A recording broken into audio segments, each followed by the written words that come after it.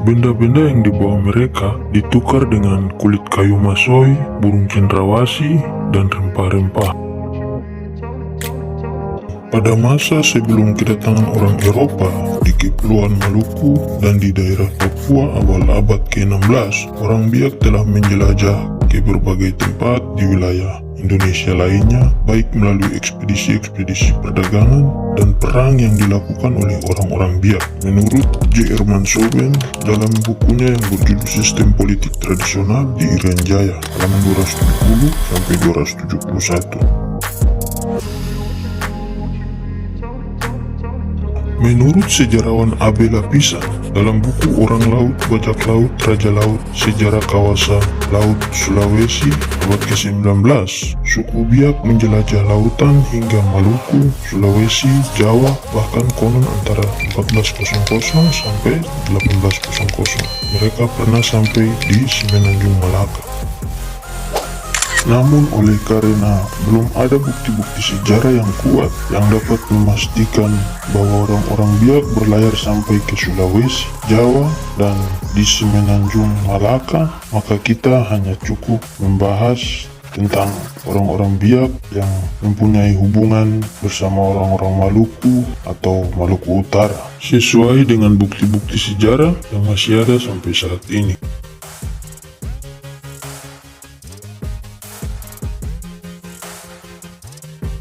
Ada beberapa faktor dalam bahasa Biak yang mendorong orang-orang Biak untuk melakukan pelayaran-pelayaran tradisional, yaitu 1. Gerakan Koreri, 2. Wadaduren, 3. Wadwai, 4. Bawores.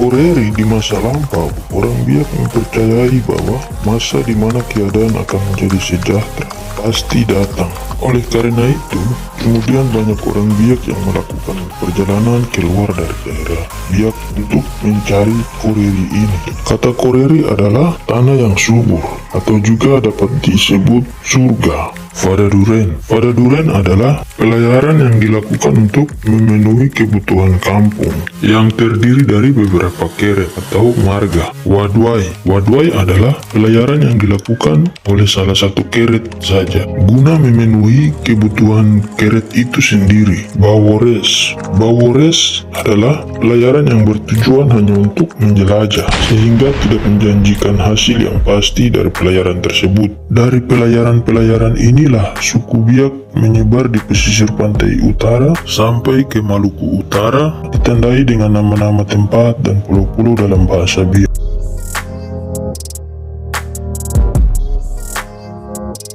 Sekitar abad ke-14, pelayaran-pelayaran tradisional pun mulai dilakukan keluar dari daerah Papua.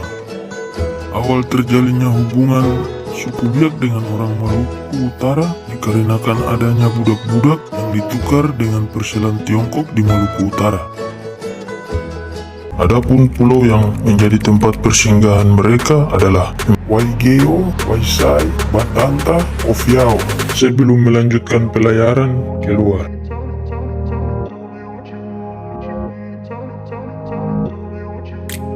Kemudian orang-orang Biak mengadakan kontak dengan orang-orang di Maluku Utara dan mengikat teman dagang atau dalam bahasa Biak disebut manibo.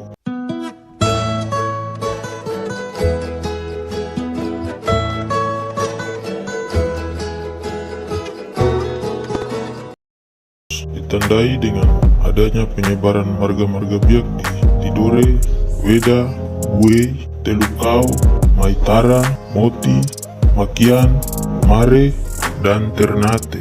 Dilihat dari tersebarnya marga-marga Biak di Maluku Utara ini, maka dapat dipastikan bahwa marga-marga ini juga melakukan pelayaran wadwai atau pelayaran yang dilakukan oleh salah satu keret saja atau marga. Dalam buku yang ditulis seorang misionari asal Jerman, Mark Finlay, dengan judul The Next Superpower tahun 2005, menjelaskan bahwa pada awal abad ke-14, untuk mempersatukan orang-orang Yahudi dan orang-orang Roma, Raja Konstantin mengizinkan pembangunan gereja-gereja Katolik di seluruh dunia. Namun pada pertengahan abad ke-14, Raja Konstantin yang tidak ingin kekuasaannya kosong dan jatuh ke bangsa lain, maka Raja Konstantin pun mengangkat uskup-uskup Roma untuk mengisi kekuasaannya. Alasan Raja Konstantin mengangkat uskup-uskup Roma karena dia melihat bahwa berdirinya gereja-gereja Katolik telah sampai ke Asia-Asia kecil, sehingga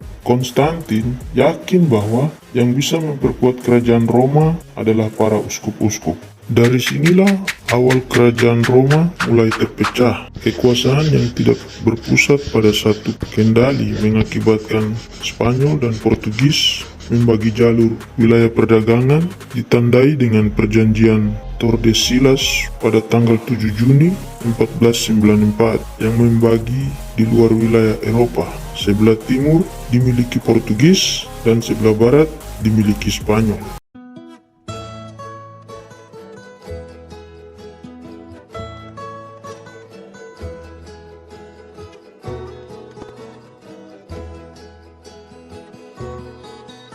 Pada tahun 1511, bangsa Portugis memukul kalah kerajaan Malaka dan mulai menguasai wilayahnya. Kedatangan bangsa Portugis di Maluku pada tahun 1512 bermula saat adanya pembelian pala di Hitu oleh armada Portugis yang dipimpin Francisco Serrao, sehingga menarik kolano Ternate yang bernama Abu Lais. Abu Lais menawarkan Portugis untuk mendirikan benteng di Ternate. Sebagai imbalannya, cengkeh yang dihasilkan Ternate akan dijual hanya kepada Portugis. Portugis bersedia dan menyepakati pembelian cengkeh dengan harga tinggi. Bagi kolano Ternate, selain menjanjikan keuntungan dan kekayaan yang lebih besar, aliansi dengan Portugis akan memperkuat posisinya dalam bersaing dengan penguasa pribumi lainnya, terutama Tidore dan Jailolo.